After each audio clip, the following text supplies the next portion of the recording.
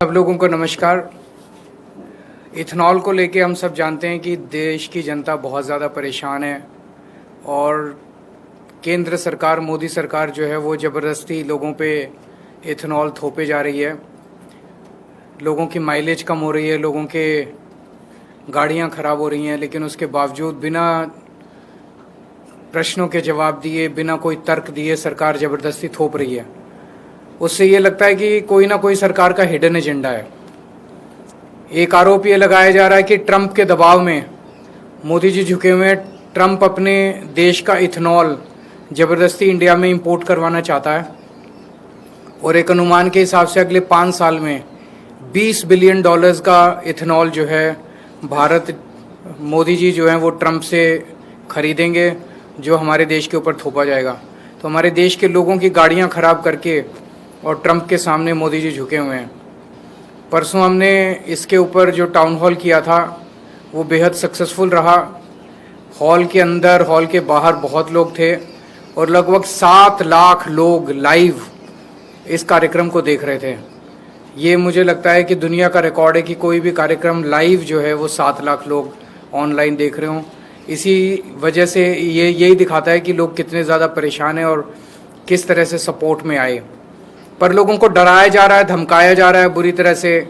जो कोई अगर इसके खिलाफ कुछ कर दे, कोई इन्फ्लुएंसर, कोई कंटेंट क्रिएटर, कोई विक्टिम कोई कुछ कर दे तो उसको डराया जाता है, ट्रोल किया जाता है, धमकाया जाता है, FIR की जाती है। तो लोग बहुत डरे हुए हैं। हमने कुछ दिन पहले एक पिटीशन प्रधानमंत्री के नाम ऑनलाइन साइन करवाई थी, तो लगभग 2,33,238 लोगों ने ये पिटीशन साइन की है मात्र कुछ दिनों के अंदर। ये सारी पिटीशंस की कॉपीज़ आप लोगों के सामने हैं। तो कल प्रधानमंत्री जी को ये पिटीशन सौंपने के लिए मैं 100 लोगों के साथ 12 बजे अपने दफ्तर से यहाँ से निकलूँगा प्रधानमंत्री जी के घर की तरफ, और ये पिटीशंस हम चाहते हैं कि पर्सनली उनको हैंड ओवर करके आएँ और उनसे चर्चा करें कि कैसे इथेनॉल जो है वो गलत है और लोग किस तरह से परेशान हैं।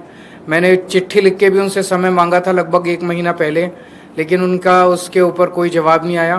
तो अब ये कल हम पर्सनली लेके जाएंगे और हम उम्मीद करते हैं कि प्रधानमंत्री जी मिलके हमारे बात सुनेंगे।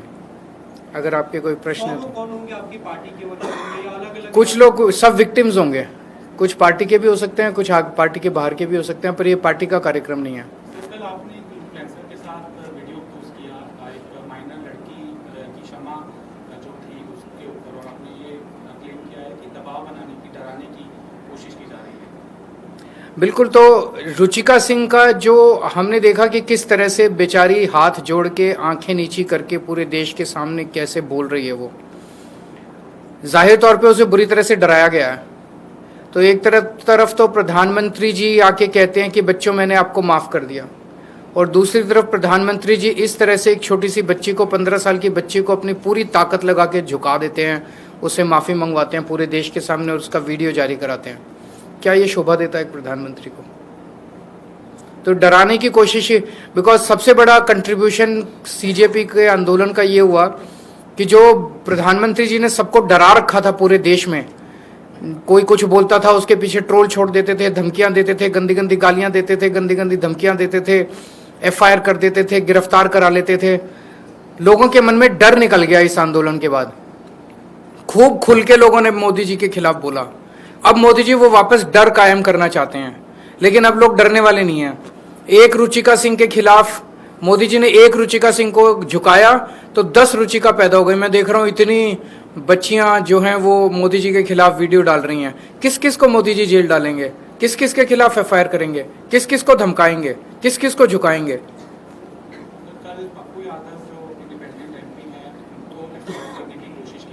उनको हमला करने की उनके ऊपर कोशिश हुई है, उनका एक लेवल जान से मारने की स्किट हुआ था पार्लियामेंट्री में। देखिए, उन्होंने एक स्किट किया था जिसमें ये लोग कह रहे हैं कि धार्मिक भावनाओं की, इनकी धार्मिक भावनाओं की ठेस पहुंची है। मैं उनसे, प्रधानमंत्री जी से ये पूछना चाहता हूं कि चंदा चोरी हो गई, भगवान राम के मंदिर से में इतना बड़ा घोटाला हो गया, रामचंद्र जी की पादुका चोरी हो गई, उनका मुकुट चोरी हो गया, उनकी सारी चीजें चोरी हो गई, उससे तुम्हारी भावना वो नहीं हुई? उससे तुम लोगों की भावना खराब वो नहीं, आहत नहीं हुई?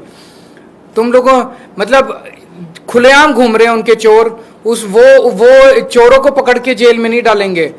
उसी तरह से नितिन नवीन जी के कार्यक्रम के अंदर भगवान हनुमान जी को उनके सामने, उनके गाड़ी के सामने नचा रहे हैं। वो भावना आहत करने वाली बात नहीं है। तो ये कोई हिंदूवादी लोग थोड़ी हैं।